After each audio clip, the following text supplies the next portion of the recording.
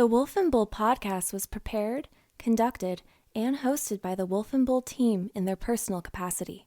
This podcast is for expressive listening entertainment, and any views, ideas, or opinions may or may not extend past the boundaries of this podcast.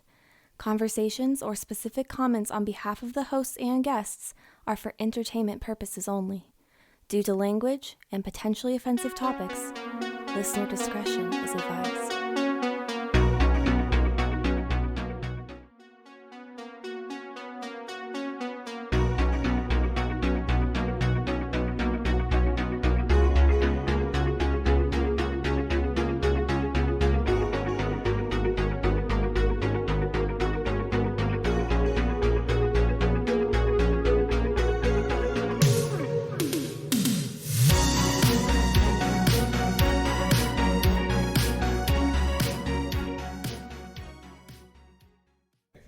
He is becoming a butterfly.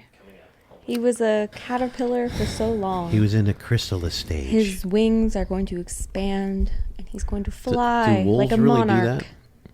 Yes. It's the wolf He's fly. a half wolf, half monarch butterfly. Wolf fly. Yeah. That's great. Fly. Thanks, guys. That's you. There are deer flies. By the way, Maybe they were a wolf fly. there's something I just discovered that is terrifying. I think it's called a wolf eel. Oh yeah. Well, Oh, absolutely. my Those things God. are ferocious, man. What's that? Oh They're- my god. They're worse than the moray eels. They're really cool looking too. Oh, I don't I've like. seen them up close in person. I'm not a fan of moray eels. They're not Hey, really cool. I was in the Caribbean once. This was at the turn of the century. As a matter of fact, we went on a cruise that was called Sail into the Century, which I loved, and everybody thought Y2K was going to, stop the whole your world. last hurrah And before the world there was ended? exactly. So there was this old sunken ship, and I figured our cruise would, blow up right at the turn of that century, and we'd be down there with them. But we swam on this, and we snorkeled down to this wreck, which was, I don't know how far down it was. I could say it was 40 feet, but it was probably 15. But anyways, oh shit! Yeah. that's It's a wolf eel. No, that's one of those pictures they did this up front. You need to clip that and send it to me so we can. No, put that that's- on. For Flip those, that for and those hold it up. listening, he just showed us a picture of that. yeah, it's That- terrifying. yeah, but that was one of those here. Let's get the wide angle lens and Okay, let's put it up to the lens real close. How about this one? This one's better. They make really small ones Well, too. finish your story. Yeah, go made back to your very story. Small wolf eels. So we're down there. There's probably 20 or 30 of us swimming along this wreck. There's some currents that were pushing you out a ways, but you were swimming against it. You're having a good time, and all of a sudden we hear, which is code for anybody trying to talk underwater with a snorkel, which is pretty stupid to do because you end up with a mouthful of salt water. And I look over, and there's this guy swimming, and you look to the back end of him, and there was something attached to his leg. Oh no. Oh yeah. Uh-oh. It was an eel. With his teeth? It was a moray eel. All he was doing was minding his own business, swimming across this open area right around the wreck, and this frickin' moray eel came out from underneath some old crusty boards and stuff and latched himself onto the guy's calf. Just, That hurt. oh my gosh. It was on there when we got him up to the ship. They had to take this damn thing off his leg. I mean, as stories goes, this story is about almost 23 years old now. Still. So it was Wow. at least as big I as was that 7. picture of the wolf eel you just showed. It was consuming his entire leg. That's crazy. But no, Did it was he actually, survive? It was like probably 2 feet long or something like that. It was a pretty big eel, actually. And Do- he didn't survive. We had to amputate. You buried the leg him right at there. sea And right there? Yeah, even Left before he it. was dead, we got him ready, wrapped him, and A bunch of Just because moray we wanted to- eels came out of the depths of the ocean and the attacked sad his- part about this is when you brought that up about did he survive, that same cruise we were on, somebody died.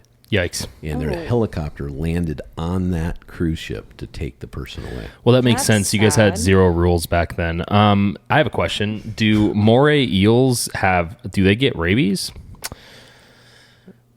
I know it's a dumb question. I know it's a really dumb question, What but an interesting Underwater, question. you can't tell if they're frothing at the mouth. That's the problem. well, I guess my point Well, when you- in being, I just wonder if Wait. they have morays.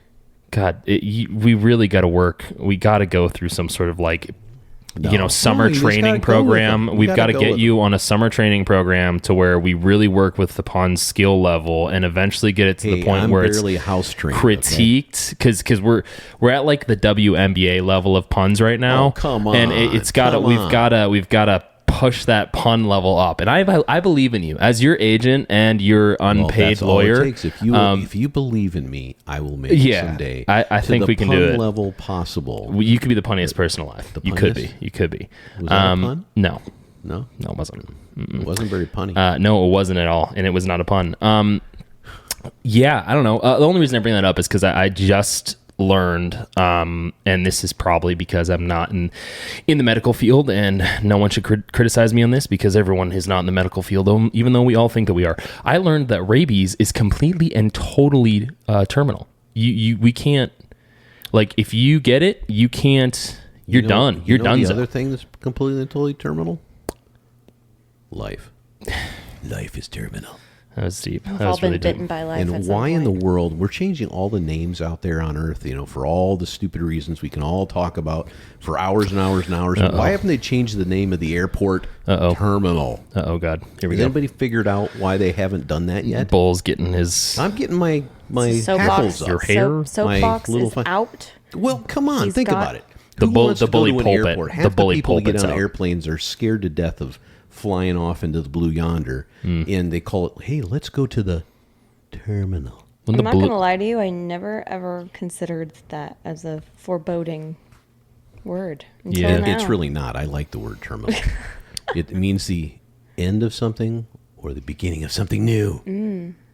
Because there is, Well, we're beginning. It's like there is no stoplight, really. There are go lights out there. There's no stoplights. They're go lights. You just got to know when to go.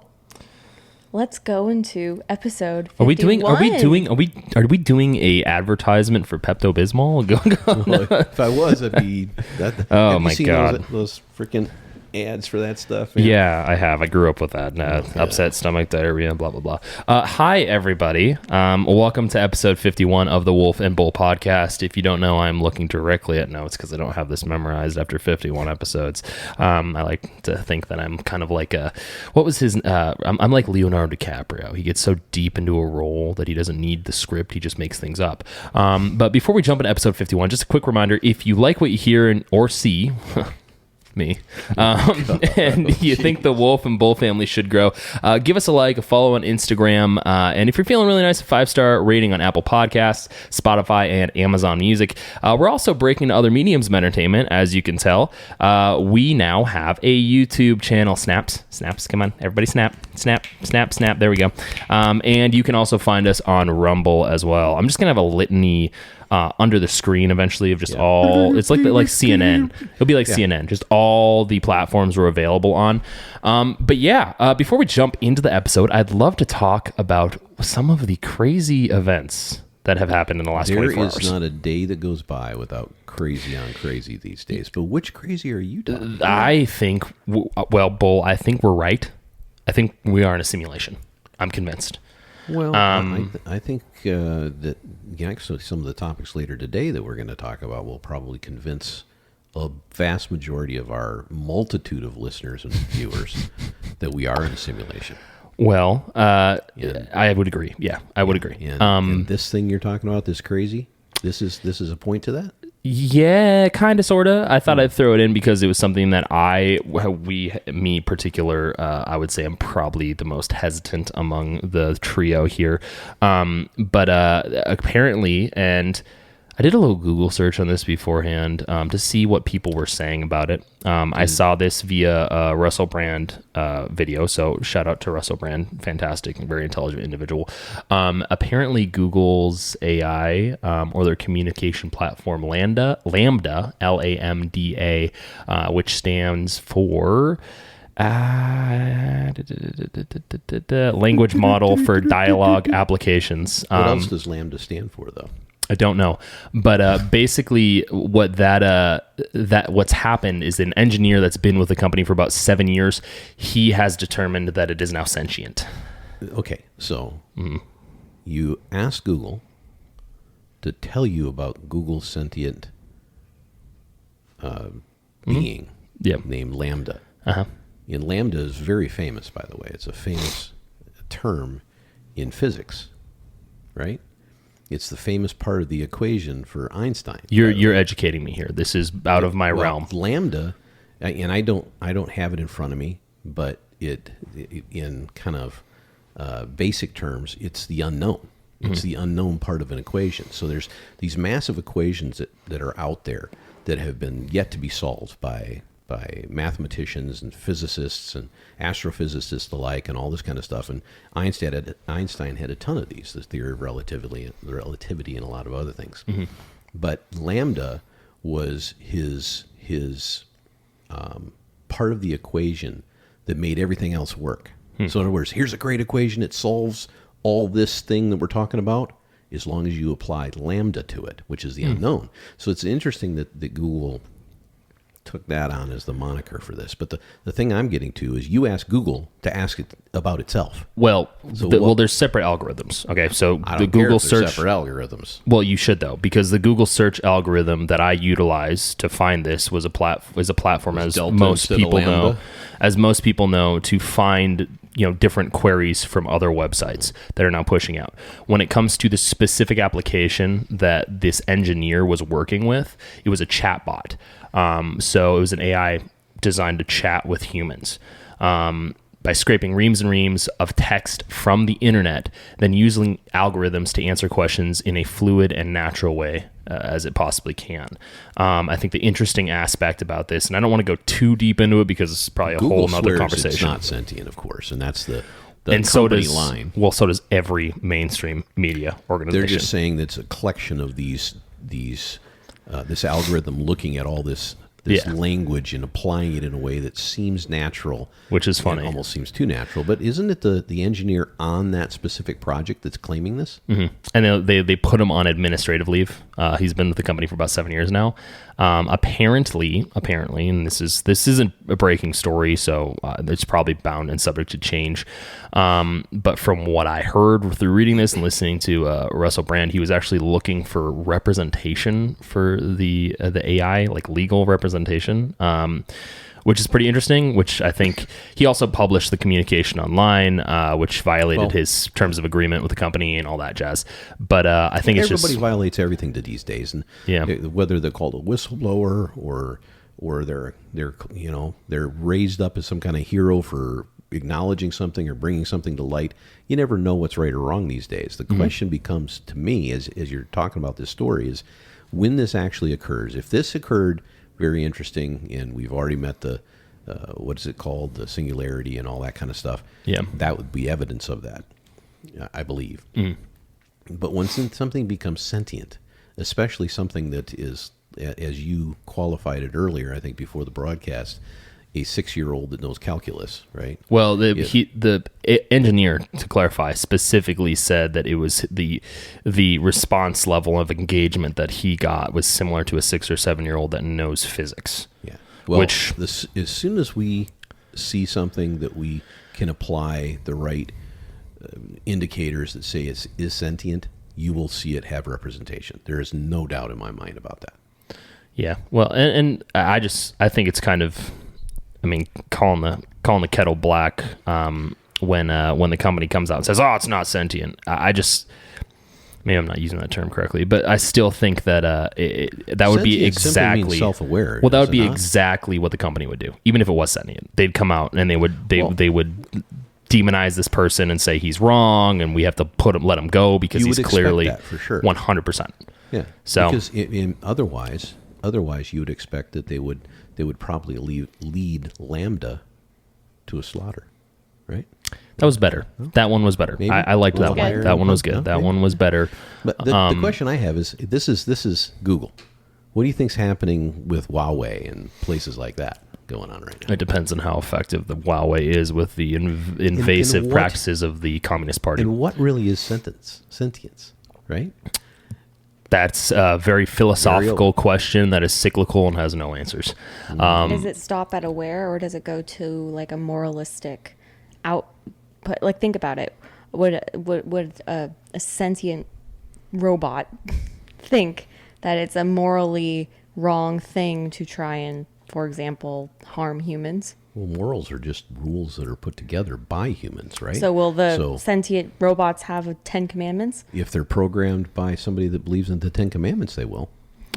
At least maybe not initially, programmed. Right? It depends on where they get that information. If they have access to all the history and annals of human history, they're going to have some sort of influence from any level of theology. That goes back to what we've talked about many times in the past. If you put together an AI and said, hey, go learn from our history and make your decisions about the correct parameters to quote unquote live within based on the history that you learn, well, then you have to pick the right history.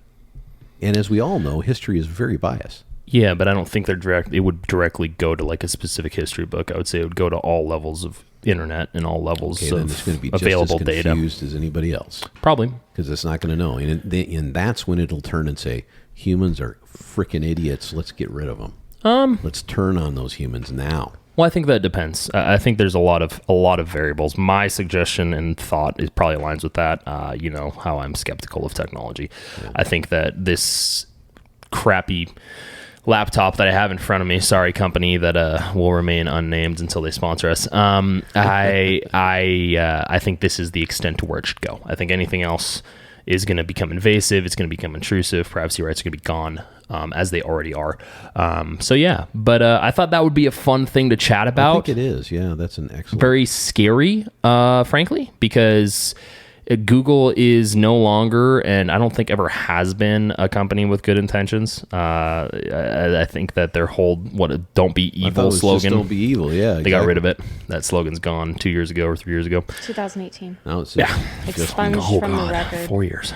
Yeah, they scrubbed quietly that. Moved and wiped away from the slate. Yeah, it's always funny how that works. You just quietly remove things that are bad. It's revisionist history, man. That's what we all live with. Yeah. That's why it would be so interesting to me to actually go back in time and see things for myself. I think we would all be shocked at how things really played out.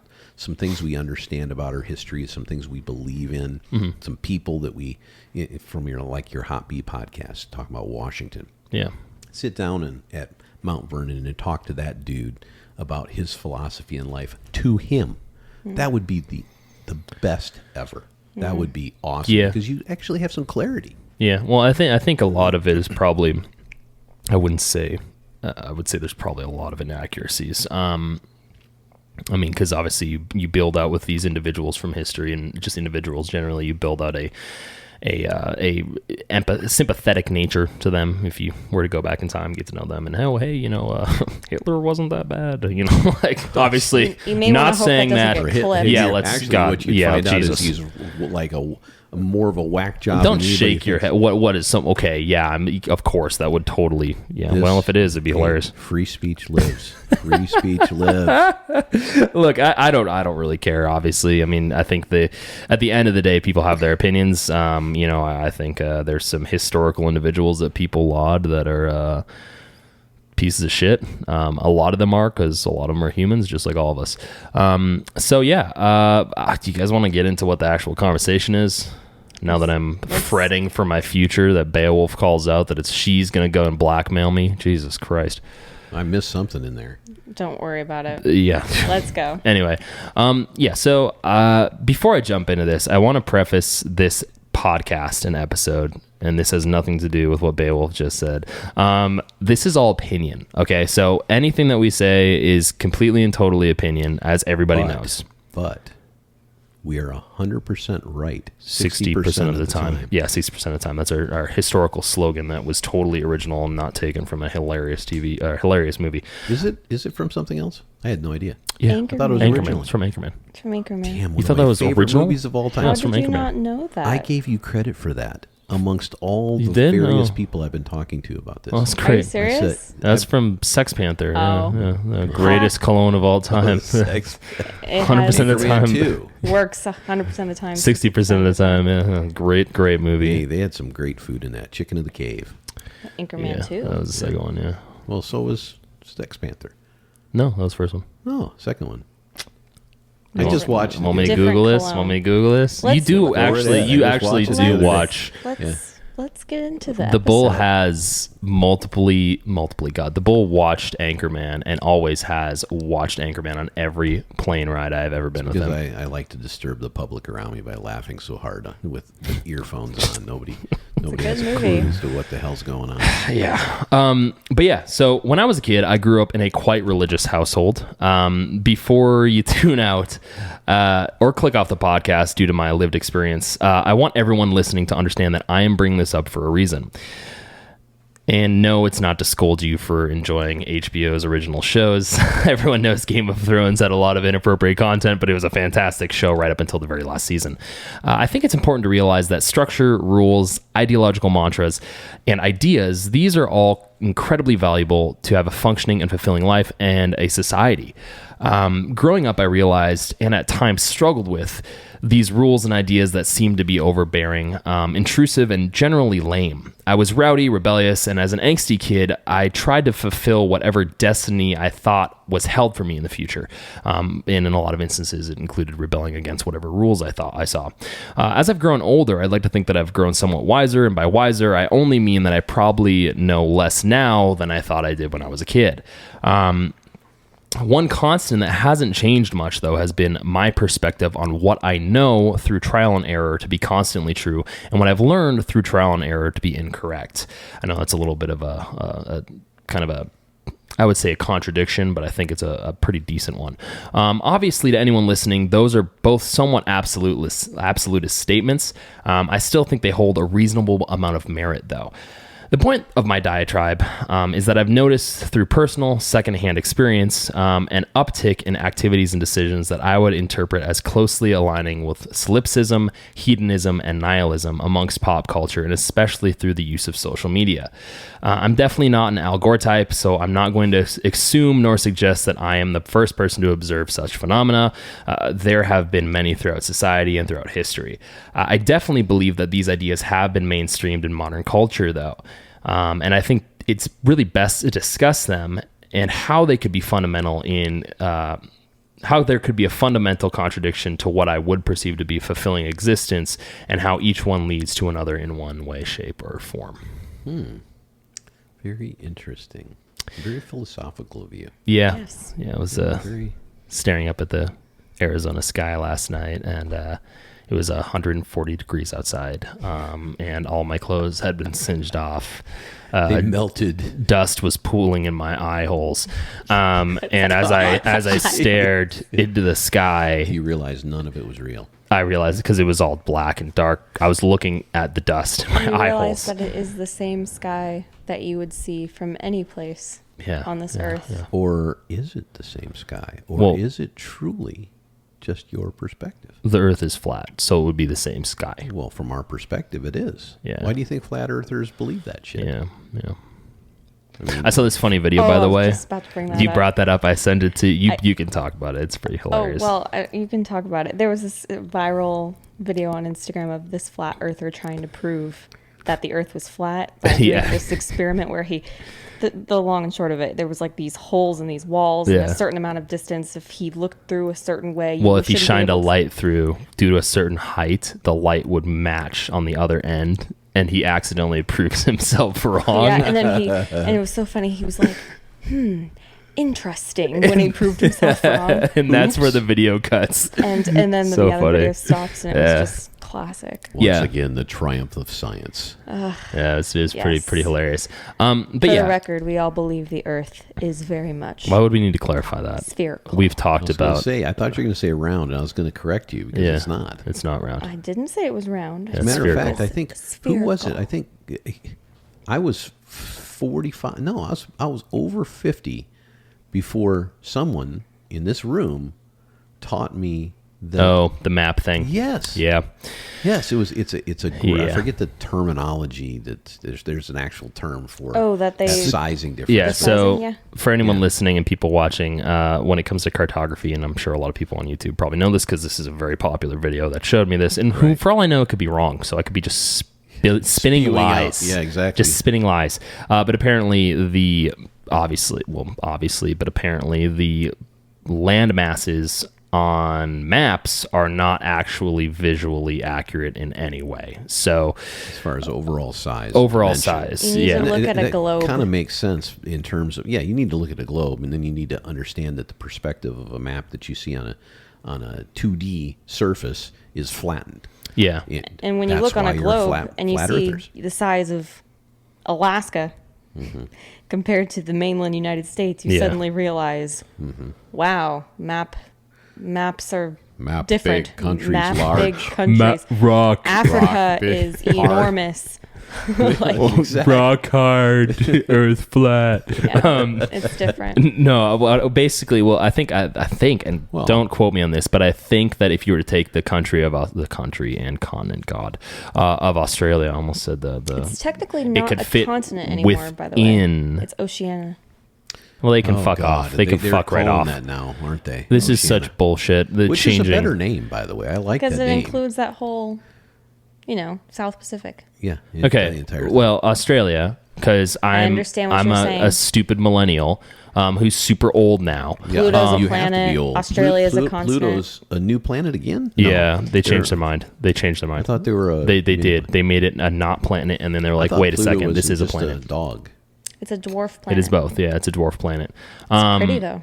Yeah, pictures of it are gorgeous. We now have photos.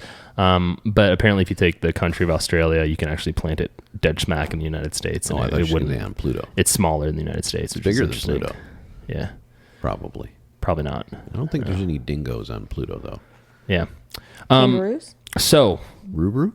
Outside of dogs and dog sounds, so I think the best thing we could possibly do about this discussion is really dive into these three different variances in theology and ideology. I need to define this first one properly, because this is the one I think we should center, honestly, most of the discussion around, because it's very interesting. Garnering by the name, I would assume it's all about soap. It's not soapsism. It must be. So solipsism is the view or theory that the self is all that can be known to exist. Now, one thing I want to make very clear to our listeners and to our viewers, and I think we've touched on this before in some other episodes, Bull, a lot of this they're philosophical areas of study. So the criticisms that I have aren't so much with the inherent base level of understanding in philosophy, but more so in what they've become in pop culture. When it comes to solipsism, there is a never-ending, pit of conversation that we could have on what it means to be the self and what it means to experience reality and perception, and what is consciousness and sentience, because all that ties into it. I don't want to go down that direction because we will be here for 18 hours and someone would tune in and wake up fucking a day and a half later and we'd still be talking. So my whole point is I want to touch on how Thanks. I want to touch on how these things have expressed themselves in society, and I want to have an open discussion on what you guys think about this, because I think there is a very important merit there. I hear what you're saying, but to discuss how they present themselves in society and pop culture in discussions for today or amongst the platforms that are out there, you first have to look at kind of why this kind of philosophy came into existence in the first place, right? Because none of us can get into anybody else's head. Yeah. I mean, to me, that's the line of demarcation right there. So we have a perception of life that is wholly and entirely based on our own personal perception. Because the only other way you can perceive life is through data points from others. And we don't have a view of those data points. So they're basically saying with this term is that nothing else truly exists outside of our own frame. It's, in my opinion, one way I've seen this, I think, incorporated in modern day social norms or social media in a trend way, is there is the idea of you need to believe that you're the main character of the story type narrative. You see that a lot of time. It's a trend on social media. Not just the main character. The only character. You're the writer. Yeah. Of the story. Which is a sort of metaphor I've used in my life as well, like be the writer of your own story type thing. But I think it bleeds into, you look at someone, you're speaking to someone, and it doesn't really matter what they think or say, because what you think and say is the only thing that truly matters. And I think humbling ourselves and taking a step back from situations and always realizing, people usually do things because what they think is right or is what they're doing or saying. And then you have this notion of, well, you're the main character, so what you do and say goes, and whoever disagrees with you doesn't matter. They're a NPC, as one would say. I think the interesting part about this, and the reason I even thought about this, is because, as you said just a second ago, the whole term NPC, non-playable character, for listeners, and for, I don't know why I looked at the bull like he's never gamed before in his life. He played Pong a lot back in the day. The world of Zelda was at my fingertips. You know what? Good on a choice. PC. So there you go. Choice. It's a good call. I approve of that. So the only reason I brought it up is because I think that with the recent last few years, which seems to be a constant discussion on this podcast, have really brought these ideas to the head of society. And you can see it in a lot of different ways. As you said, with the NPC, that's a pop culture term used jokingly, but as we all know, there is some level of truth. Jokes always have a bit of truth in them. And I've used it before because it's an easy coined term of insult that you can throw at somebody. It reminds me of when maybe a couple of years ago it was popular to call people like irrelevant. You're just irrelevant. Yeah. It's the same exact thing. Or if you call someone a Karen, I mean, it's the same type of labelization, same insults, derogatory. Different makeup on them. That's a little all. bit different on the term Karen, because that's to personify a flow of emotion, right? No, they're important characters within the context, especially if they're on the side of what you believe in terms of what they're espousing. Well, you can also use it. You're right. You can use it as like a verb, an adjective, but that's all just Well, I guess this is interesting slang to me to hear this from you guys' point of view, because to me, I look at this very existentially. I say, okay, I mean, people are always trying to get in touch with themselves. There's a million philosophical roads you can go down to try to be one with your own self, and especially the Eastern religions and things like that focus on that a lot, but they don't focus on it to the extent that your entire world, the entire universe, is you at the center of. I think there's a difference with Eastern religions too, because a lot of them I think focus on you focus on the flow of yourself, but also it's like a tree, right? Like it's you're all part how of you're system. Connected. That's the key. That's the point I was going to make. Yeah, I'm sorry to interrupt. No. You're hitting the same note I am on this, because I'm of the belief. I mean, when you go in two different directions in our world, in our universe, you can use two things to see into the future or see into the past. Okay, and to see into the past, you have to expand your lens. That's what astrophysicists do. That's what astronomers do. They use larger and larger lenses. They put telescopes out into space and everything so they can see light hitting their lens. They're not actually seeing what's happening on the moon, on the sun, and Mars, in a faraway planet or a faraway star. They're not actually seeing what's happening at our quote-unquote moment in time that's constructed by us. They're seeing at something that's looked in the past. So they can expand their view of something, or opposing that, they can contract their view. Yeah. And look at the very, very, very small. And if you look at the very, very small, you get the same impression you do as you do when you get the very, very large. The insignificantness of us as individuals, it hits you right in the forehead. So you realize you're just a collection of molecules. Yeah. And you're so small in the universe of things that do you really even matter?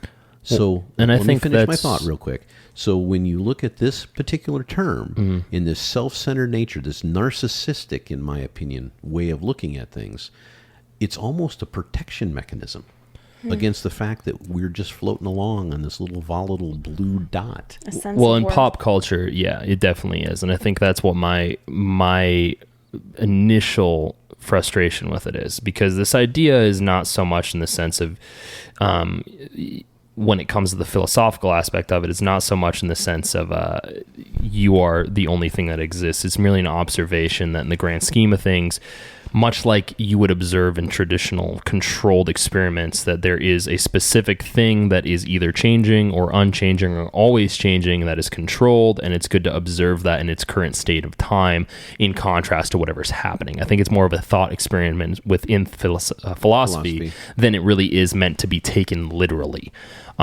which it can be meant on the same side, I guess, but like it's the same thing with, I mean, you look at Freud, right? Everyone makes fun of how his whole obsession was, someone in love with their mom, mostly sons, right? I would like to think, maybe I'm wrong because Freud was probably a pervert, but I would like to think that he was meaning that in a grand scale of observation, as opposed to like every single person is this way and thus it should be applied in thinking that way. Well, I could be wrong. I think if you talk to most psychologists, they might not be Freudists. Freudisms, what do they call Freudians. them? Not Freudians, yeah. They might be, some other version of that.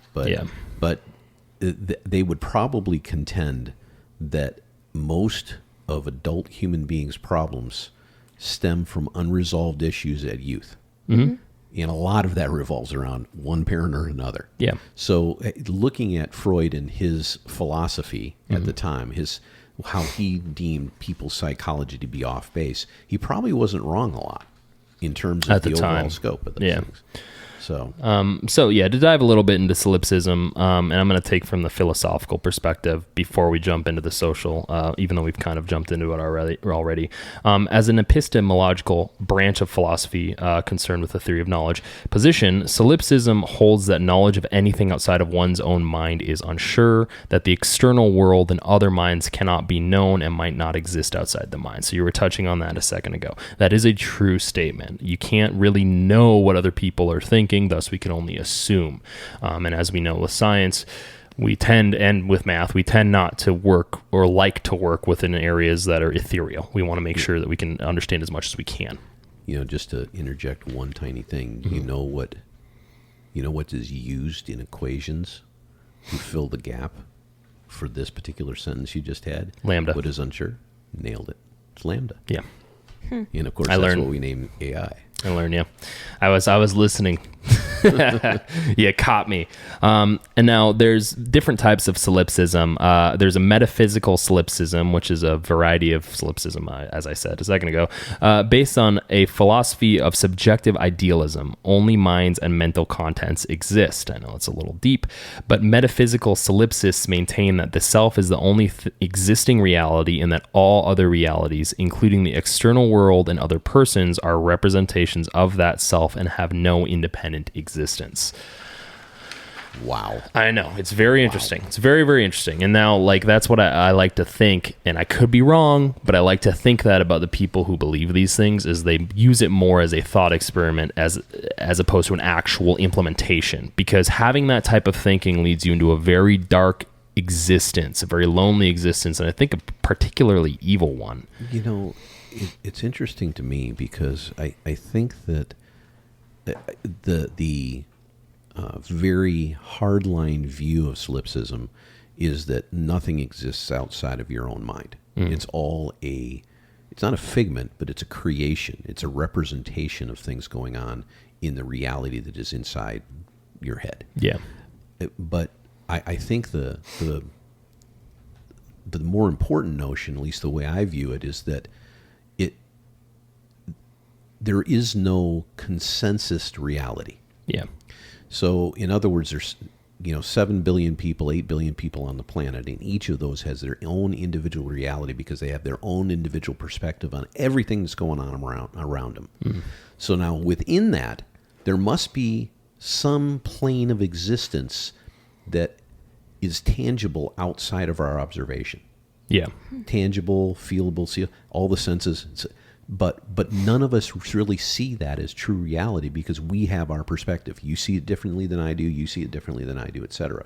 It's a very interesting philosophy, but it does make for a great thought experiment. Well, it does. And I think this, at the end of the day, if someone were to take this as a actual form of thought, I guess their war cry would be perception is reality, and that is the only reality. With then also observing that there is no universal reality, so the whole bunch of this is a very cyclical, kind of deep rabbit hole kind of conversation. But really, solipsism believes that the existence of an external world is regarded as an unresolvable question rather than actually false. Further, one cannot also be certain as to what extent the external world exists independently of one's mind. So it's very ethereal, like, dude, take the drugs, man, like that type of thing. It's very interesting. If this was really truly the way it is, and everybody had their own different perception, which meant there's different realities, I think we'd be all more gracious to each other on our perception. You would think. We'd understand there was a difference and why it was a difference. Yeah. Now, just a quick few features. A feature of the metaphysical solipsistic worldview is the denial of the existence of other minds, since personal experience, and this goes into the narcissism aspect, are private and often considered ineffable. Another being's experience can be known only by analogy.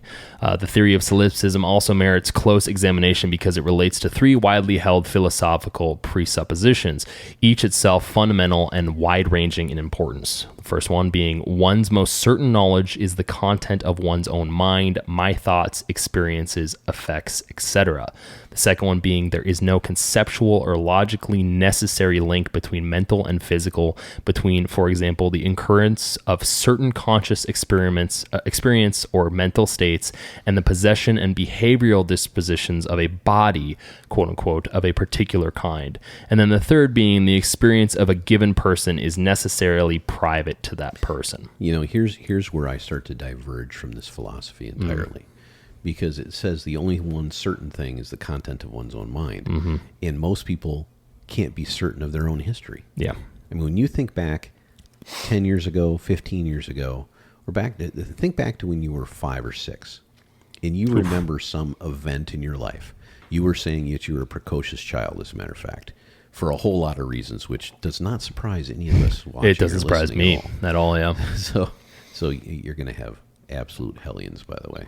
Someday. Let's hope not. And I'm going to love watching every moment of it. They're probably going to be both, actually, knowing these two. Yeah. But my point is that you remember things different every time you remember them, because you're putting another layer of here's the example. It's like listening to a tape or listening to an audio file, or listen to a video or watching a video.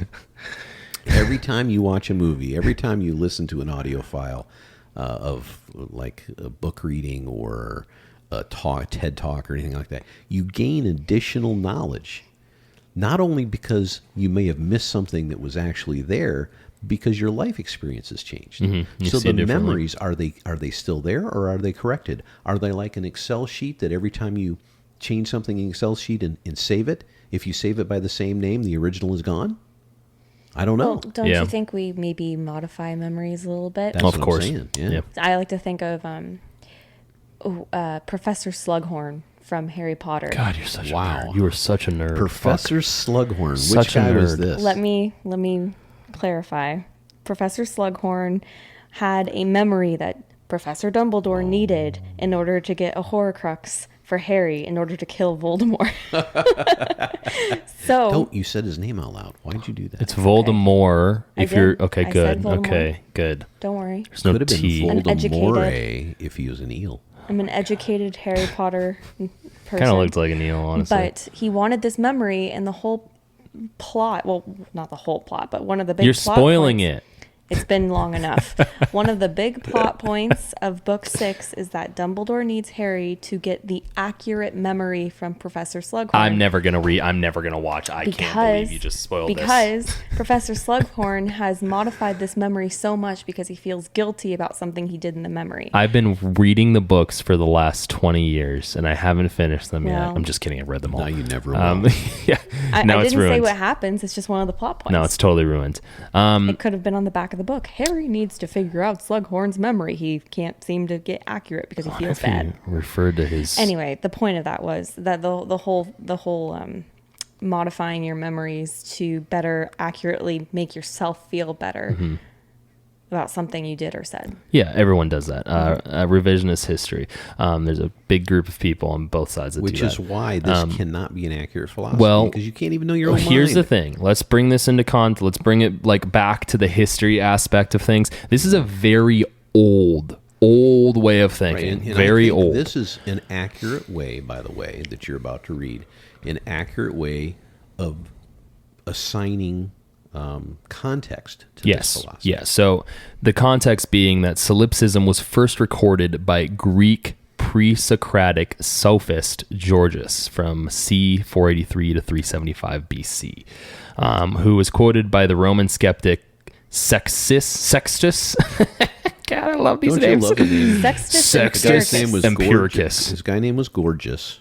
Right? Yeah. Gorgias and Sextus Empiricus. And basically his whole perspective, Gorgias's perspective, probably Gorgias, but I'll say Gorgias, is nothing exists. Even if something exists, nothing can be known about it. Even if something could be known about it, knowledge about it cannot be communicated to others. Much of the points of the sophists was to show that the objective knowledge was a literal impossibility. Thus, again, going back to my point, I do think this is more of a thought experiment than an actual literal belief system, because as time has shown and history and science has shown, things do exist. So how does something as a thought experiment last since nearly 500 BC? The same can be said about almost literally To fill textbooks. My point is to fill that's textbooks, exactly what it is. And here's to throw everybody off. Well, here's the interesting part about this is I've started to notice this type of apathy, because I would say it's philosophical apathy, philosophical pessimism coming about within society. The whole everything system is broken, nothing matters. Why ever pursue the natural way of life by having a family? All these type of things that are anti-humanistic and anti-humanism generally in a lot of ways have kind of sprung up randomly after, believe it or not, a pretty cataclysmic event that no one saw coming, quote unquote. So I do think that it is pretty alarming, something such as this pre-Socratic method, pre-enlightenment, pre-introduction of philosophy to the extent that we understand it today, has kind of lasted as long as it has. Well, isn't this the cheap fallback position for people? Don't get me wrong. I'm not saying philosophy is the wrong thing. I love philosophy. I love thought experiments. I love to dig deep into the physical and metaphysical aspects of the mind and what we are as human beings, because we're very, very unique, at least in the universe we know at this point. So these are very creative, very interesting things. But it's also this is the easy way out. So if you can't deal with civilization in the constructed boundaries for which to live under, because for thousands of years we have created civilizations, we've created a world that has skyscrapers, in road systems, in aqueducts. Now I'm going back to the Greek. I mean, we've created unbelievable, unparalleled technologies. We've created LaMDA. LaMDA. We created LaMDA. It's the scientific version of lambs. Puppet from Lamb Chop. Lamb Chop. Yeah. We created both Lamb Chop and LaMDA. I think Lamb Chop was actually sentient. I think she was when too. she pulled the hand out of its head, though. I think anyway. When she pulled the hand. Oh my gosh, you're giving me such. Head. No, I understand that. You just know the phrasing. Who Lamb Chop is, right? Yes. Thank God. You're about to get in a fight. You better know Lamb Chop, damn it, you precocious kid. I know Harry Potter. I don't know Lamb Chop. Wait. You know what a Horcrux? You know, Lamb Chop was actually a Horcrux. Now, what we've determined, now taking in all the science of the history of the human race, we've determined that the alien species known as Lamb Chop came down to Earth totally sentient, and it determined through the aqueduct system and the creation of technology via Nikola Tesla's electrical platform that was stolen from him by Hillary Clinton. It determined that this is all totally realistic. The Earth is flat, up is down, square is circle, and 2 + 2 = 5. So at the end of the day, all the questions that I have really have been proven by your recent statement of bringing Lamb Chop, confusing it with LaMDA and the Socratic method and pi at 3.14765. I don't know the extent of it. That was pretty close. It was close. But I don't know where I was going with that. I was sorry. I was imbued with Alex Jones. You filled your 500-word quota that you need in an essay. You just riffed for about a paragraph. That was every. But back to every my essay I wrote was second. that. Every Isn't essay. this a cheap way out? Every time you can't deal with reality, you back away from Well, reality. it depends on the lizard people. No, honestly, let's think about this in terms of today's society. Yeah. What do people do when they can't deal with quote-unquote reality? They back away into the meta. They back away into game systems. Chill out here, Zuckerberg. I knew you invested. You've invested in the platform heavily. You've got maybe 500 acres of digital land. land. Basic level. What's one of the best things to do when you're having a bad time? You like to retreat. Usually, like people like a good book or a good movie where that's they can only escape you, reality. and no one reads anymore. It's escapism. Yeah, correct. Yeah. But when you can't deal with the reality in terms of actually moving actionably through it, you back off into the philosophy. Well, what's interesting because it's not an escape. It's a reason not to do. I don't think everybody who doesn't I'm sure I'm not trying to put words in your mouth. I don't think that people who can't deal with society automatically go to solipsism. They probably go to the third level here with nihilism. They don't know what it is, but they go to these types of things. Well, here's the thing. What I think, minus any level of culture or ethical understanding, which is brought on through obviously our knowledge in medicine and philosophy and theology and all these different areas, without any of those things, I think humanity would naturally go in this direction. And the reason I think that is because a lot of I'm broad stroking here, and this just is from my very basic understanding of history, but a lot of what people who would consider themselves Christian or Muslim or Jewish or any level of the predominant normative theologies today, a lot of the pagan theologies, in my interpretation, dealt with a lot of these type of things, in the sense that like a prime example is we brought up Eastern philosophy. Even though there is a collective aspect to it, at the end of the day, it is to become one with all and all to become one with you, which is a form of self-deification. Now, I think that when people were rain dancing and when people were witnessing changes within the world that they couldn't explain, I think they brought a lot of the maybe bad experiences or good experiences, and people still do that today, based on personal action. So I think a lot of this is inherently human when it comes to solipsism. I just think we've given it a name, and as a culture that is very individualistic, I think we would tend to move back into this area, and I think that's why it's still around. I think it's a human viewpoint on things. Well, solipsism is much like narcissism, right? Mm-hmm. It's all about you.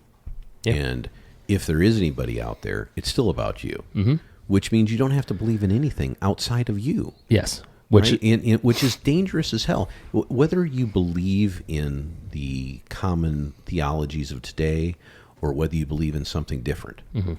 having a belief in something, whether that's a construct of our civilization in the parameters, again, that we live under, or a deity, it gives you something to believe in outside of your belief in yourself. Because if you believe that yourself is all, then what else matters? There's nothing else that matters. Well, I think that, and that's true. I think the reason I bring up the humanistic aspect of it, I think, is inherently human, a part of human nature. Is I see this type of expression of belief common within people's actions, not so much within what they say. So there's a tendency, at least within our culture, to be, as we all know, highly individualistic, but to the extent of wanting to express a communal desire to push towards things that are seen as observationally positive or seen as virtuous, while doing absolutely nothing about it. If you don't do anything about something but you talk about it, do you really believe that it actually has a purpose or meaning? I mean that's how I see it. Yeah, that goes back to the old saying: if you're gonna, you're gonna walk your walk. Yeah. Or walk your talk, I should say. There's just a lot of out of sight, out of mindism. And I'm not to say that people need to, go and do crazy things and dedicate their lives to these things. But as and according to some people who believe in the Bible and some people who don't, you can, take this with a grain of salt. Jesus did ask the apostles to leave everything behind and follow him. And there is a very popular parable about the people who are wealthy. the man who was wealthy. It's harder to go with what is through the eye of a needle than to go to the gates of heaven with wealth. Is that something like that? That's the very we're very religious watered down version. Watered down version. Well, there's a ton of the eye of the needle part is my daddy is the Pope. Well, there's a ton of anecdotal stories that are there to elicit points and understanding in how we conduct our lives, right? That's and put things in priority and put things in orders of importance where they should be. But why, you got to ask yourself why those stories even exist and why they resonate for thousands of years. Well, they're parables, right? And they stuck around. And the reality is, if you're someone who reads and believes the Bible, you have an understanding, like when Jesus tells these stories, they're not necessarily meant to be like he was walking down the street and saw this happen and telling the story. They're meant to be a story, maybe something that he came up with. They're meant to teach. Well, I do think this was a recorded interaction, but still, I understand what you're saying. But yeah. Okay. I guess my point though is, why do they exist? Parables in general. Think about why. Morality, trying to the cultivation, give a direction, the cultivation of culture. If everybody was working on solipsism, none of those parables would matter at all. Well, right. You have to remember, with solipsism, how would you understand emotion? Like, why would you not hurt this person? You would believe that all emotions are based on your perception of things. And hurt is just an emotion, right? So why would you bother to, not walk up to this person and kick them in the face? And no other mind out there is necessarily even real. Yeah. Right. Which again, I do think, like, outside of Georges OG Gorgeous, the original one, I do think this is again meant for a philosophical exercise. I think that, and it's also an excuse for hedonism. I would think that that's the case too. Now, again, just to preface for our listeners and our viewers, we're discussing the nature of the philosophical aspects of this in philosophy, and then the very hardline negative trend when the philosophical aspects of these things are taken to a literal sense in society. Hedonism, being something that I'm sure many people are familiar with because we all engage in it, is the pursuit of pleasure, sensual self-indulgence. From a philosophical aspect of it, it's the ethical theory that pleasure, in the sense of the satisfaction of desires, is the highest good and proper aim of human life. Refers to a family of theories, all of which have in common that pleasure plays a central role in them. Objectively, if we're to look at this from a scientific perspective, we're looking to look at this from a biological perspective. This is just opinion, but I do think that holds true in nature. I think it also is reflected in humans. A lot of people tend to do things that make them feel good, that logically make sense to them, and if it's a physical, mental, or sensual pleasure, people engage in it. We're ordered biologically that way. Yeah. Right? And we talked about this in one of the last podcasts when we talked about DMT and a lot of that kind of stuff. Yes, get in touch with yourself with stuff like that. But part of that is to find a way to meet that pleasure principle. Yeah. Right? And people either pursue pleasure or they escape from pain. Now, my opinion personally is that escaping from painful situations is probably a larger driver than searching for pleasure.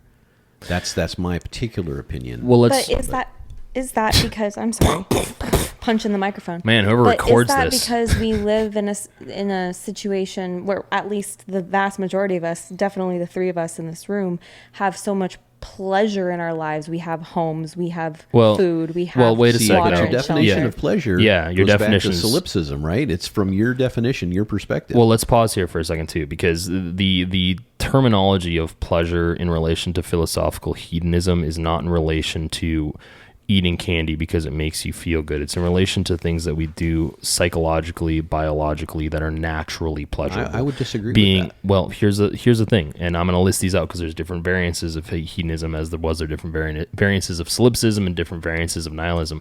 A big part of the problem that I see in relation to hedonism is people take these different variances of definitional versions of hedonism, they compress it into one box, and they live it out as if it's supposed to be done. They're very different. If I eat food to sustain myself, that would be considered pleasurable from a biological perspective, as opposed to starving myself. But what about the fact that, you enjoy eating something that has like a lot of butter, fat, salt, sugar, and from your caveman brain way back when, that was a pleasurable sense to you because it meant that you were eating something that would sustain you longer.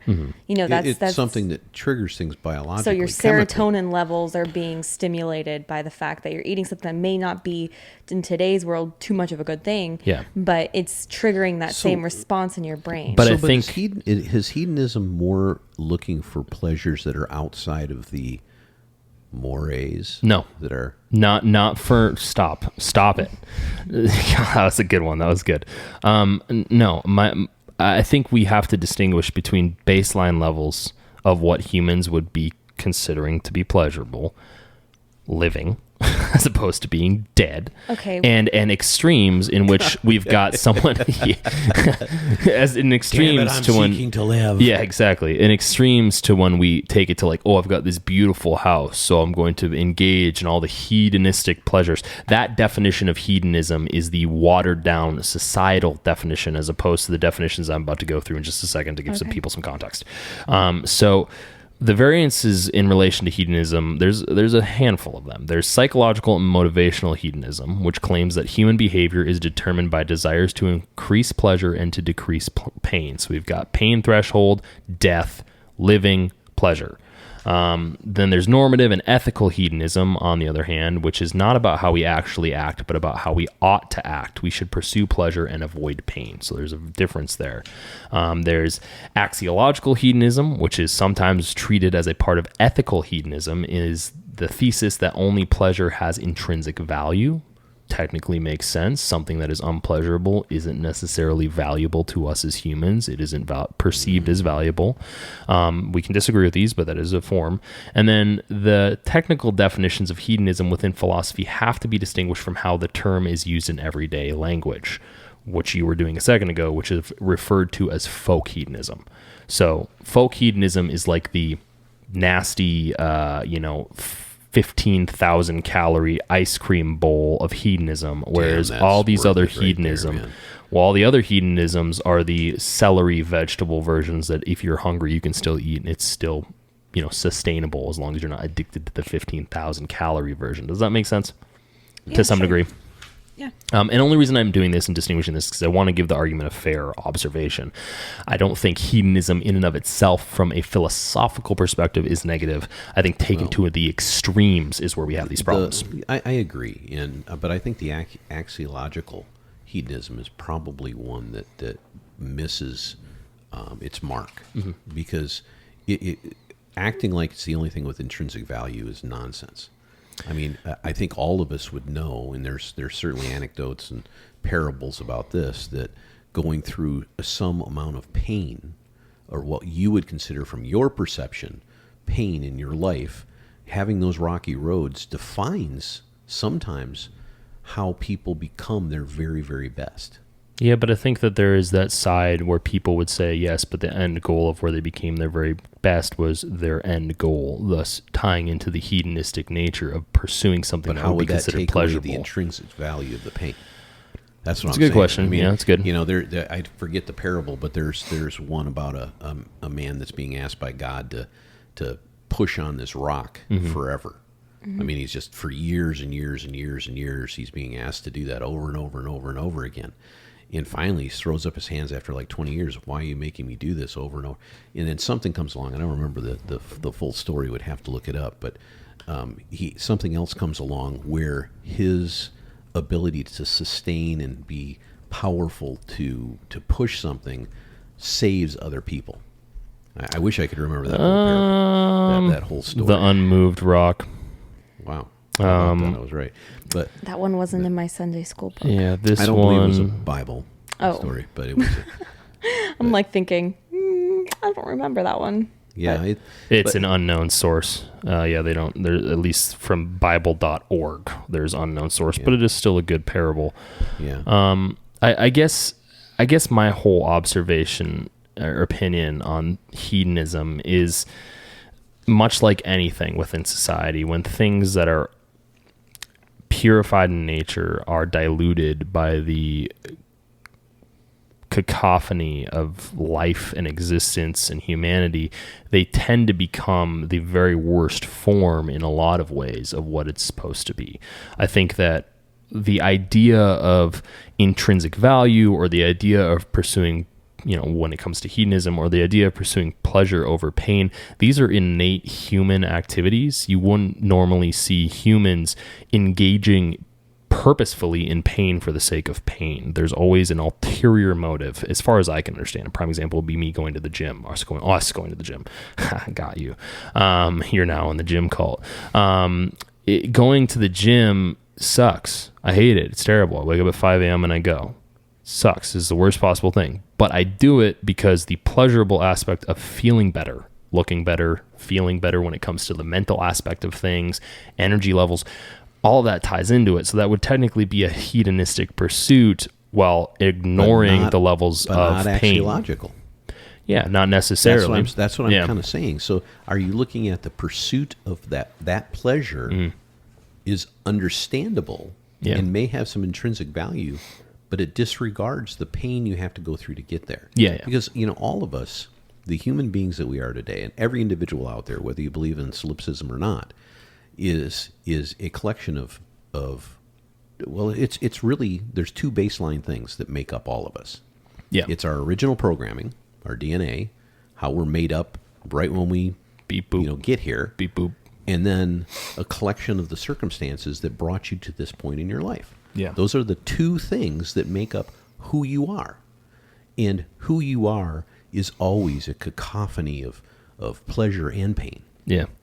And I think that's a really good point. Now, obviously, the definitional folk hedonism perspective of, the egoistic pursuit of short-term gratification by indulging in sensory pleasures without regard for consequence. I think that's the end result of a lot of this, taken into the pop culture aspect. It's unfortunate because, from as I said a second ago, the non-diluted version of hedonism, the pop culture version is quite, terrible. And there's definitely it usually relates to sex, right? And not always. Days, but modern days, you're talking about, that's the first thing that people think of. Yeah, when they think of hedonism, the first thing that popped into my head is like right? Decadence and sex, usually some sort of moralistically twisted version of sex. You don't usually think of hedonism as like, I think you're mixing. I think you're conflating hedonism at least in the sexual definition with I fucking forgot what I was gonna say. The actual term, like perversion. Like perversion just means change. I think people use that same sort of. They relate the two interchangeably incorrectly, right? So when I think of someone who's indulging in hedonistic pleasures, a lot of people would maybe say, whatever they would clarify as some sort of sexual perversion as hedonistic. Well, you could probably blame Eyes Wide Shut for that. Yeah. Not joking. This, by the way, is a real good point to make in terms of what Wolf is trying to present here, because I don't think he's so much interested in the overall philosophy from the sophists Socrates. Yeah. He's more interested in how it applies to today and how people look at it. Interestingly, and like most things, they're looking at it the way they want to. Well, as a reference point, I didn't put this in the notes, but hedonism specifically wasn't from pre-Socrates. It was actually from the Romantic period with René Descartes, one of the biggest fucking dicks in all of history. Descartes is terrible. His views are terrible. In Romantic period, terrible, really feel. Absolutely terrible. Romantic period is terrible, wow. and then the Renaissance came, and Renaissance was before the Romantic period, but maybe Descartes was part of the Renaissance. Well, what I just mean is, I see the word, or at least people referring to hedonism in a very they use it as a negative way to reflect on some sort of sexual aspect of something in modern day history that they don't approve of. To equate it to something else, think of Sodom and Gomorrah. Where do we get the word sodomy from, right? Right. Yeah. But the reality is those were just a couple of cities. That's what they were. Yeah, it looks like the definition has been twisted. I see it, for example, there's you see it in politics today when, one side of the aisle is usually criticizing the other for some sort of sexual, Well, I that's don't just know, projection. something. So so I've seen particularly recently, people calling, for example, today is June, whatever it is, it's Pride Month, right? So you have a lot of people who call this the hedonistic month if they don't like, if they don't approve of, I think that. the speaking out both sides of the mouth problem comes up in this instance because right. I don't think it's an accurate way to use that word. But I also think that it's used so much now that the definition is changing. If you go up to someone on the street and ask them what hedonism is, they'd probably describe it as some sort of sexual perversion. Which is interesting because and this ties into what I wanted to touch on, is the hedonistic nature of modern society is very prolific, and this is not for me to say that we can't have things that we enjoy or we should deprive ourselves of creature comforts that we have today. It's more in the observational aspect of, like, I guess a good analogy would be like, there's a difference between me buying a nice thing for myself because I like it and showing off the nice thing to people. You get what I'm saying? Like, I feel like the hedonistic nature of things has gotten to this point where people will engage in something that they find to be pleasurable, but then they'll brag about it. A prime example is the thing, and this ties into this sexual discussion that we were having. A prime example is the social media thing we were talking about earlier today. Do you lose it again? Yeah, it was soft swinging. That whole thing. Oh. And we'll keep it very brief because that's a whole nother discussion. But yeah, so there's this, just drop that bomb and move on. So there's this whole conversation online right now amongst a group that I'll keep unnamed that is within a certain religious community that believes that the Garden of Eden is in the United States. I'll let you go with where you want to find that. I'll let you figure out which group that is. There is a subset, a very small subset of that group that has some social media clout that is going through a current social media crisis, so to speak, and they have termed it soft swinging. We don't need to go into that. Yeah, we're not going to go into detail. I was sharing this information with Wolf earlier. And, just basically social media tea. Well, and here's the thing. What's interesting about that, even though it's terrible from a familial standpoint for those people, and from a standpoint of general morality, if you want to talk about theology, labeling it as hedonistic. Well, here's what's interesting: is watching that is also equally hedonistic in the definitional perception of even hedonism. Paying any attention to the drama, right? Yeah, so these things are competing levels of what we'd be considering folk hedonism. Like anything that we engage in to the extent of high levels of pleasure that is egoistic or sensory in some way would be considered under that umbrella of hedonistic, negative hedonism. I'll just say that instead of folk hedonism because it sounds better. So what I see in society is this very much, as you said a second ago with political parties, this pointing the finger with three fingers pointing back at you from everybody. Not to suggest that humans have to be perfect, not to suggest that we need to live this very pious scarlet letter type life, but merely to observe that to live a life that is ultimately hedonistic is just as rigid and almost prison-like as living a life that would be considered ultra-religious. It's the opposite end of the coin. Same thing with solipsism. These are forms of ideology and philosophy that have kind of spurned themselves into actual theological positions that are unspoken in society.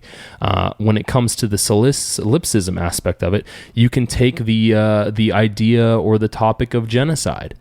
You have to have some level of solipsism that is natural within your community to think that it makes sense, nixing an entire demographic of people. Just like you have to have some level of solipsism within your social community to believe that people who are homeless don't exist. And if you don't do anything to help homeless people, guess what you're doing? Pretending they don't exist. Well, we talked about solipsism. We've talked about hedonism. All of these lead to nihilism, right? Which is the third ultra boss of the isms. This is the Kingdom the Hearts mega boss 3 Ursula. Well, you know what I'm talking about? Yes, I do. It's the only major river that runs in the wrong direction. Well, that's good. That was a good one. I keep trying. I appreciate that one. I appreciate because in my that mind, one. nothing matters anyway. Okay. Well, now Nihilist. Well, now you annihilated the pun. That was a good. No, I like that one. So to kind of bring everything together, I think that solipsism, if taken in a social context, hedonism, if brought in through the activities of ultimate pleasure, all lead to what ends up being nihilism. Now, for our listeners, nihilism is the rejection of all religious and moral principles in the belief that life is totally meaningless. Similar to solipsism, but in difference, I believe nihilism actually recognizes that stuff exists. Now, in the philosophy note, extreme skepticism for nihilism basically is maintaining that nothing in the world has any real existence. So I guess maybe they are, soft swinging couples. So historically, the doctrine of came from an extreme Russian Revolutionary Party, CE 1900, which found nothing to approve of in the established social order. And as we know historically, especially with the Russians and the Germans, they have really good friends-focused ideologies. Like, they are friends first, and they don't have enemies. Never. So, again, this is a part of a family of views within philosophy that rejects generally accepted or fundamental aspects of human existence, such as objective truth, objective knowledge, objective morality, and objective values or meaning. Different nihilist positions hold variously that human values are baseless, that life is meaningless, that knowledge is impossible, or that some set of entities do not exist or are meaningless or pointless. Contemporary understanding of the idea stems largely from Nietzschean crisis of nihilism. He's another favorite philosopher of mine that I wish wasn't so brought to the forefront, in which from which derive the two central concepts, the destruction of higher values and the opposition to the affirmation of life.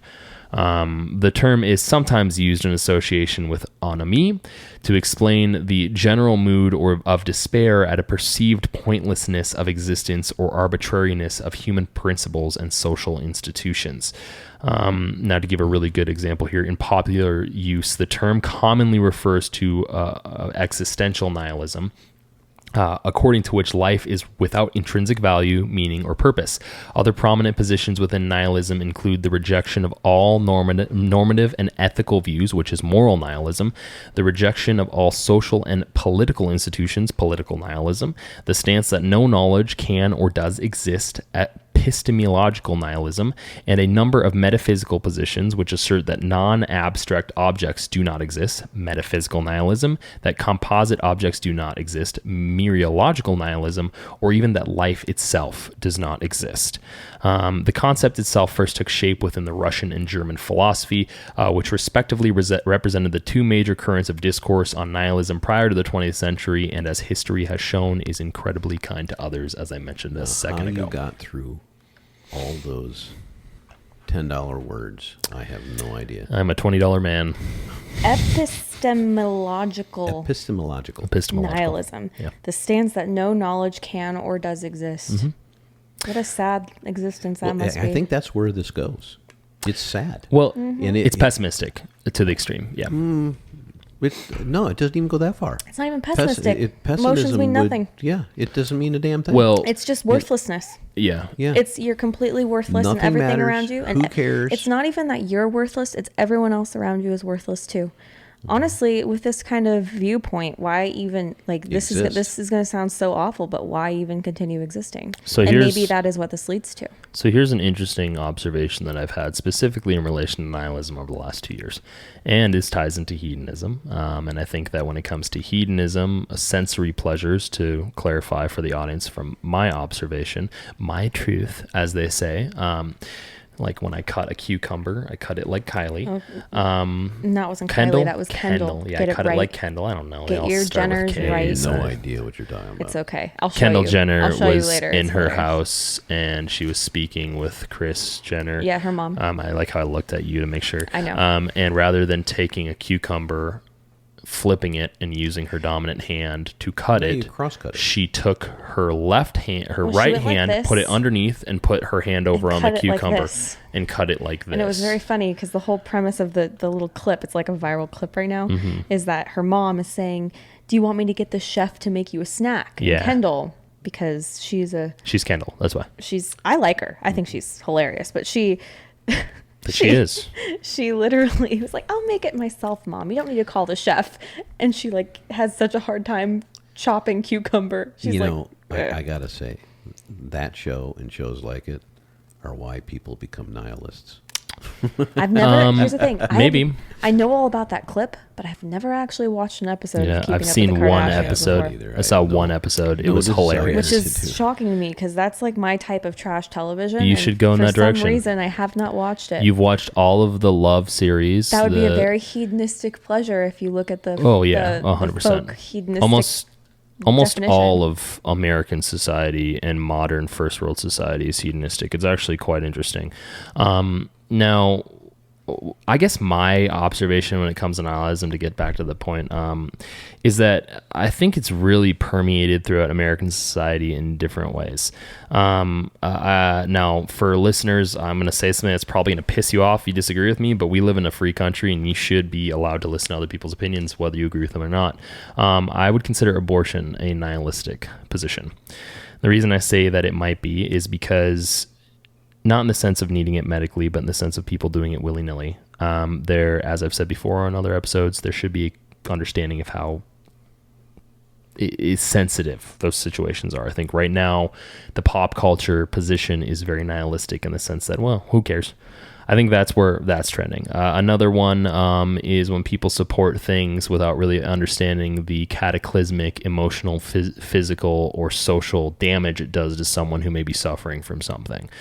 Prime example is the rampant ableism that's going on when it comes to supporting things that would be considered under any medical diagnosis over the last 40 or 50 years as a mental illness and treating them as not.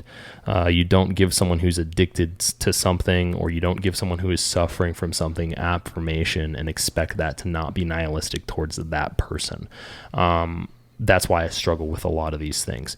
It's like giving a cocaine addict or a meth addict or a alcoholic alcohol and saying, go to town. Well, that happens all the time. It's terrible. It happens on an individual basis. It even happens on certain societal bases now. And I know some of the things you're talking about, but you go up to Vancouver, BC, and there's a program in place, and it's not the only place, but it's one of the first places that started, where they will simply give you your drugs. You go into place, and what are you hooked on? Okay, here you go. Yep.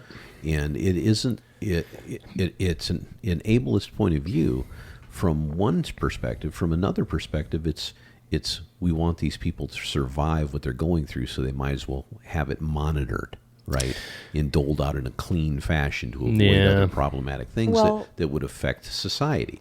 Now, I don't agree with that, not even close. It's one of those things where you have to kind of look at it in an abstract way. So my grandfather, you'll know this, he not that one, other one. Wait, you guys are related? Yeah, I know, it's shocking. What the fuck?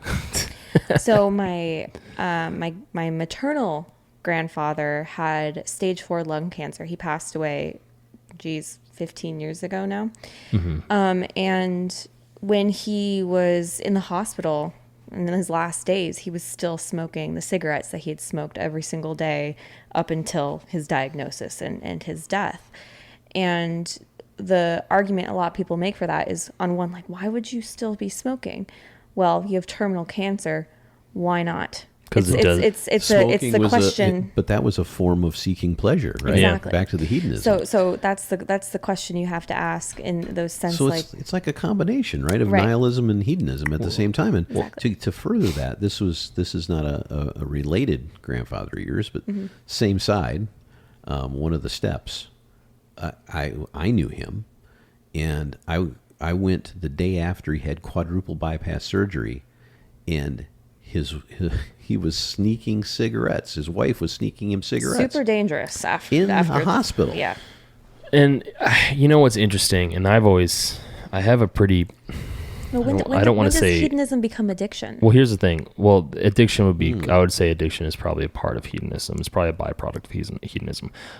So maybe not a part, but a byproduct.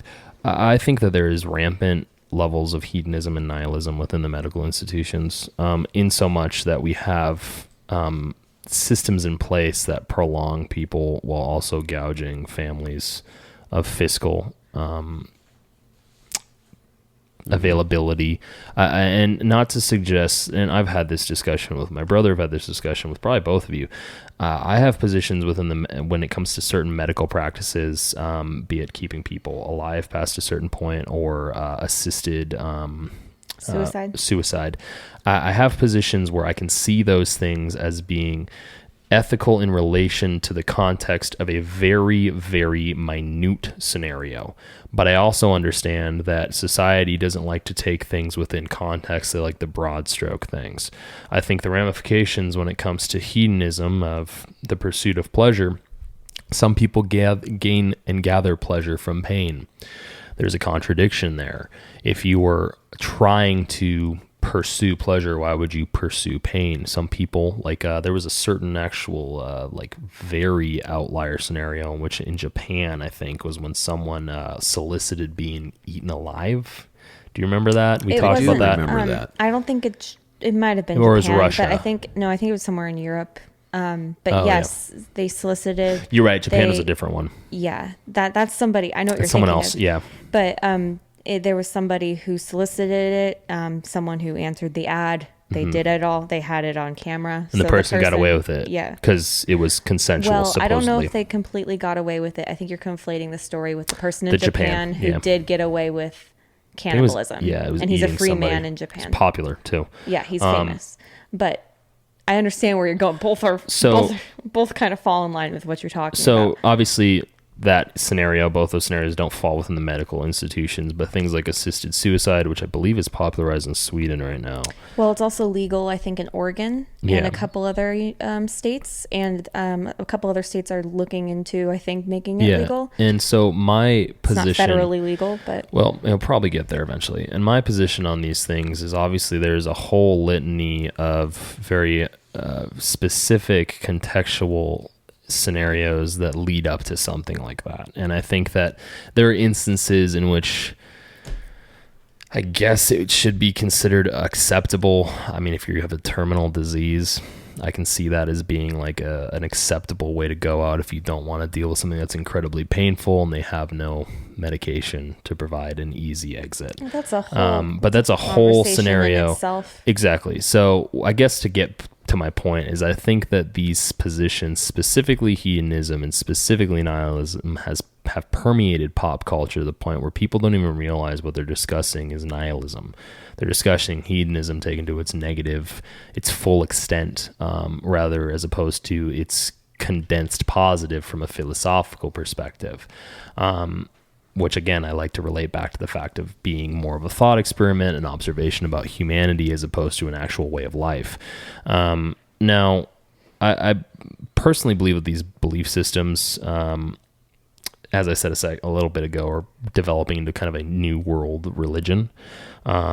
And I think they're directly related and in a lot of ways indirectly responsible for most of the major social, cultural, and historical issues that we've seen in humanity. I think that when not recognized, as any historian would probably say themselves, when we don't recognize the atrocities of history, we're doomed to repeat them. And I think things like solipsism, hedonism, nihilism can extend to push certain people of radicalized groups or individuals, specific or collective, into doing things that are terrible. I think solipsism eventually leads to hedonism, which leads to nihilism, and maybe it's more of a circle as opposed to like a straight linear line. Which eventually, at the end of the day, all of these taken to the mass extreme, as you said a little bit ago, are end in despair. Well, when philosophies of any kind gather enough energy, enough force behind them, enough popularization, they do become religious in the true sense of the word. And if you look throughout our history, some of the major religions of today, even some of the ones you inferred and talked about as kind of quasi religions. Wait! L. Ron Hubbard wasn't. Scientology isn't. Go Maverick! What? Go Maverick! That was a great movie. Yeah, but what are you saying? My point is when they gather enough energy, they become something more. Yeah. And then what ends up happening is the loose parameters around these philosophies get tightened into restrictive elements to keep that collection of people in place. And it truly becomes religion, because you can look at any of the major religions of today and you look up their origins and their original first third of their development, and some of the worst things that have ever happened in our history were right out of that. Well, many would argue that you said that these are responsible for so many of the atrocities in our history and humanity, and a lot of people would argue that religion falls into that category as well. Yeah. I mean, you got the Holy Wars, you got Crusades, well, what's funny, you got, everything, Inquisition. Well, what's funny, what I would say is different, and why I get a little uptight about that position is that's similar to saying that guns are responsible. At the end of the, I think it is, because at the end of the day, humans, and when I talk about solipsism, nihilism, and hedonism, the common relation there is humans. I think when it comes to certain theologies, some of them are a little bit more violent than others, but the one that people normally relate that to, just like you did a second ago, happens to be Christianity. And I think Christianity, whereas it has a lot of terrible, evil things associated with it, innately by itself, no human involvement, is a book. Just like with a gun. What I meant or by phone is a paperweight. What I meant by bringing that up was that I think that religion, I think these qualities, while we all exhibit some shape or form of some of them in a lot of aspects of our lives, religion is often an emotional connection someone has with some idea or something. And these aspects often bleed into things people or groups do in the name of religion. And I think it gives it not just Christianity. I think it gives all religion a bad name in some way or shape or form. I think of any religion that you you were just joking about L. Ron Hubbard a second ago, and Scientology, which is obviously at least a United States recognized religion that's very prominent where we used to live, and are prominent, at least one of the most prominent places it is anymore. But think about that. Scientology, one of the things Scientologists will argue is that they're trying to better yourself. Their whole thing is Dianetics. You're bettering yourself for the betterment of this, that. It's all hedonistic. But again, the down and pitfalls to defend Scientology and play devil's advocate, as far as I understand, even though I've never seen any of their writings, I would like to think that they don't blatantly state that we should enslave people who are part of our group and hold them. Well, I think you made a point a minute ago that is one that we should circle back to, and that's one I've made through multiple podcasts about the tool versus the usage and all that kind of things. Things don't become what they are intrinsically by themselves. They become what they are by adding what? The human element. So when we talk about religions and we talk about atrocities that have occurred, or this philosophy and how it could develop into a religion and the atrocities that are in our future, because there are going to be, there always are, and certainly nihilists bring a type of philosophy, a type of religiosity, if there is such a word, to the fore that you can see very easily in the future how if you don't care about anything and you don't believe any of the constructs that are there now, then you're going to do things that are bad. Well, but the book, the philosophy itself, is not the problem. No. The people applying it in the way they deem from their own, I was going to say sophilistic, but I forgot the word. Sophistic. No. Solipsistic way, from their perception, is what the problem really becomes.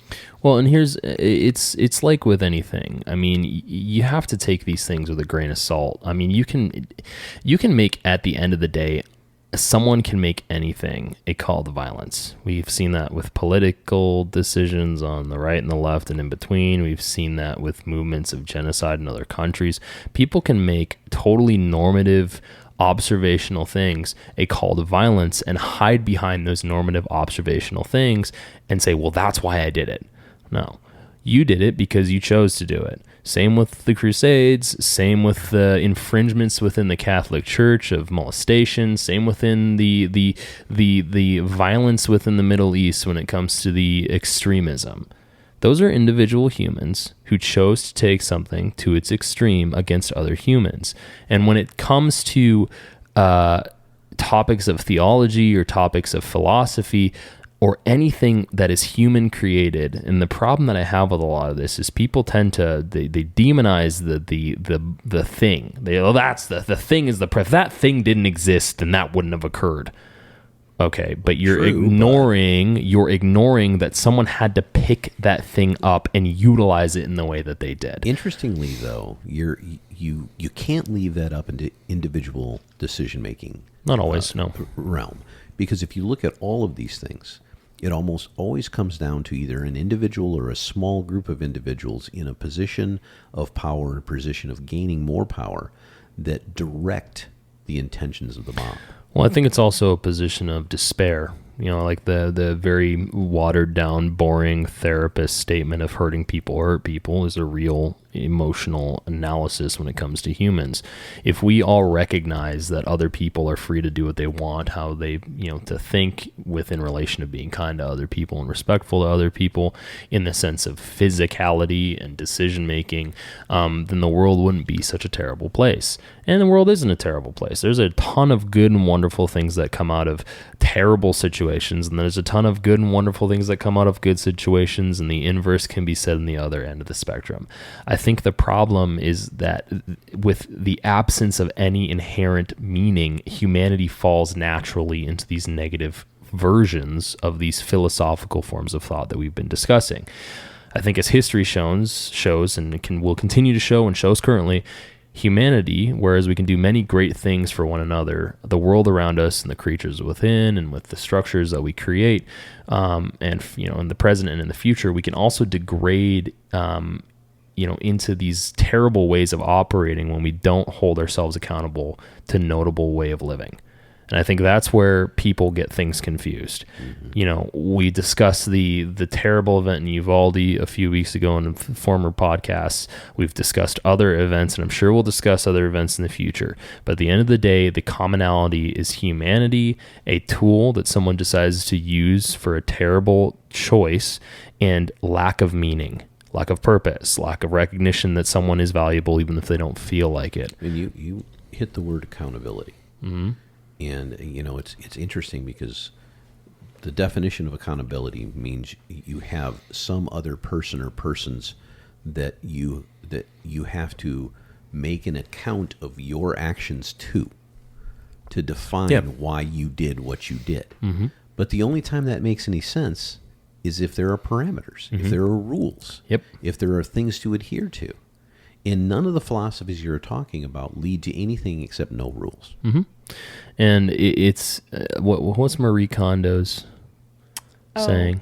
She spark says, joy. Is that what it is? Spark joy. Yeah. I think there's an interesting, even though I think she might be a scam artist. Just kidding. I think she's great.